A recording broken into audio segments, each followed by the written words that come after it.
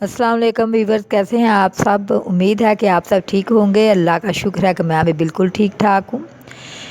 تو میرے ساتھیوں، آج کی ویڈیو کا موضوع ہے غزوہ تبوک۔ تو پلیز چینل کو سبسکرائب کیا کیجئے، ویڈیو کو لائک اور کامنٹ باکس میں اپنے کامنٹ ضرور شیئر کیا کیجئے، اس سے بہت حوصلہ افزائی ملتی ہے۔ پلیز اپنی رائے ضرور دیا کیجئے۔ تو چلیے جی شروع کرتے ہیں آج کی ویڈیو۔ فتح مکہ کے بعد مسلمانوں کا رعب و دبدبہ پورے عرب پر بیٹھ چکا تھا۔ لوگ گروہ در گروہ اسلام قبول کر رہے تھے۔ ارد گرد کی ریاستیں، جن کے فرمان رواؤں کو نبی اکرم صلی اللہ علیہ وآلہ وسلم پہلے ہی خطوط لکھ کر اسلام کی دعوت دے چکے تھے، مسلمانوں کی اس بڑھتی ہوئی طاقت سے خوف زدہ تھے۔ روم کا حکمران ہرقل ان میں سر فہرست تھا۔ اس نے 40,000 کا لشکر تیار کیا۔ جب حضور اکرم صلی اللہ علیہ وآلہ وسلم کو یہ اطلاع ملی کہ رومی فوجیں مسلمانوں پر حملہ آور ہونے کے لیے شام کی سرحد پر جمع ہونا شروع ہو رہی ہیں، تو آپ صلی اللہ علیہ وآلہ وسلم نے صحابہ کرام کو جہاد کی تیاری کا حکم دے دیا۔ مسلمانوں کے لیے قحط سالی کی وجہ سے یہ مالی تنگ دستی کا زمانہ تھا۔ نبی اکرم صلی اللہ علیہ وآلہ وسلم کے حکم پر صحابہ کرام رضوان اللہ علیہم اجمعین نے جہاد کی تیاری میں بھرپور حصہ لیا۔ انہوں نے نبی اکرم صلی اللہ علیہ وآلہ وسلم کے حکم پر لبیک کہتے ہوئے اللہ تعالیٰ کی راہ میں مال خرچ کرنے کی ایسی مثالیں قائم کی جو کہ قیامت تک یاد رکھنے کے قابل ہیں۔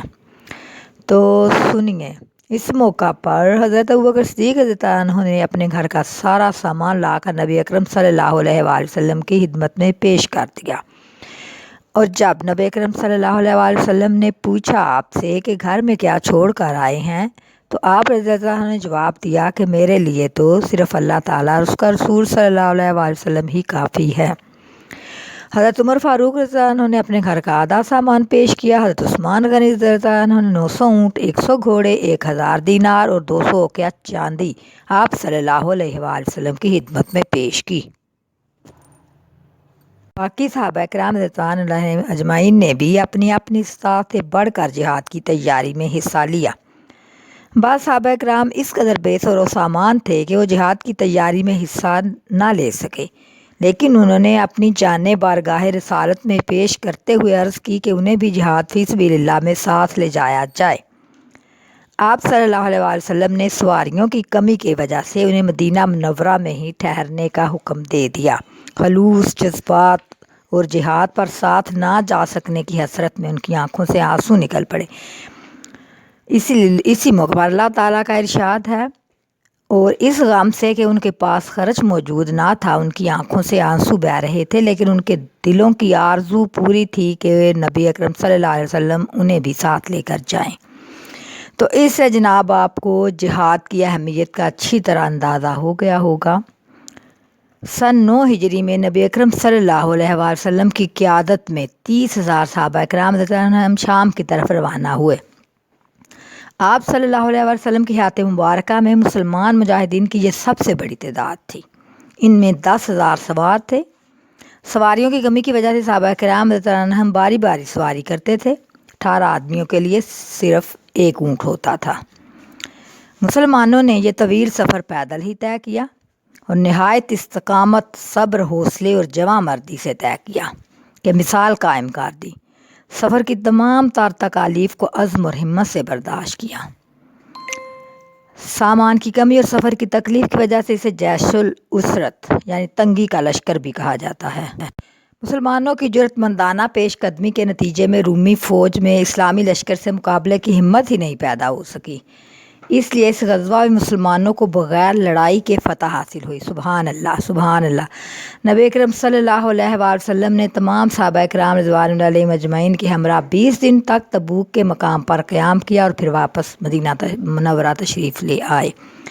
جب اسلامی فوج کی مدینہ منورہ میں واپسی کی خبر پہنچی تو عورتوں، بچوں اور بچیوں نے آپ صلی اللہ علیہ وآلہ وسلم کا اس طرح والہانہ استقبال کیا جس طرح ہجرت مدینہ کے موقع پر کیا تھا۔ تو دوستو، اس غزوہ کے درج ذیل نتائج برآمد ہوئے۔ مسلمانوں کے حوصلے بلند ہو گئے، رومیوں اور شامیوں کے حوصلے پست ہو گئے۔ گرد و نواح کی عیسائی آبادیوں پر مسلمانوں کا رعب و دبدبہ بڑھ گیا۔ بہت سے سرحدی قبائل نے جزیہ دے کر مسلمانوں کی اطاعت قبول کر لی۔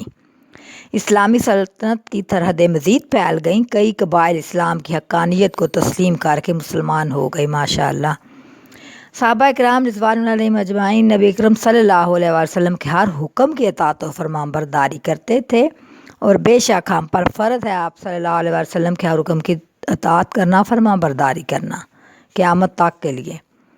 مال و دولت غرض یہ کہ ہر چیز نبی اکرم صلی اللہ علیہ وسلم کی ایک آواز پر حاضر خدمت کر دیتے تھے، اور ان کی یہی کوشش ہوتی تھی کہ اسلام کی عزت و وقار کی خاطر اپنا سب کچھ خرچ کر دیا جائے۔ اس سبق سے معلوم ہوتا ہے کہ اللہ تعالیٰ انسان کے دل کا تقوی اور نیتوں کو دیکھتا ہے، اور خالص نیت ہونے کی وجہ سے کامیابی ہمیشہ آپ کے قدم چومتی ہے۔ اگر ہم اسی طرح نبی اکرم صلی اللہ علیہ وسلم کے ہر فرمان پر عمل کریں، ان کی اطاعت اور فرمان برداری کریں، تو یقیناً کامیابی ہی کامیابی ہمارے نصیب میں ہوگی انشاءاللہ۔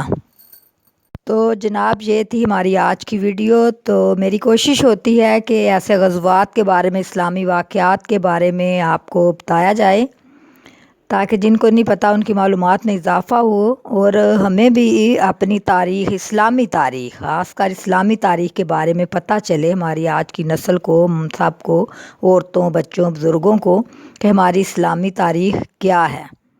تو اس کے بارے میں آگاہی ہونا بہت ضروری ہے۔ پلیز ضرور بتایا کیجئے، اپنی آراء اور کامنٹس ضرور کیا کیجئے، اس سے حوصلہ افزائی ہوتی ہے۔ تو آج کے لیے اتنا ہی، خدا حافظ۔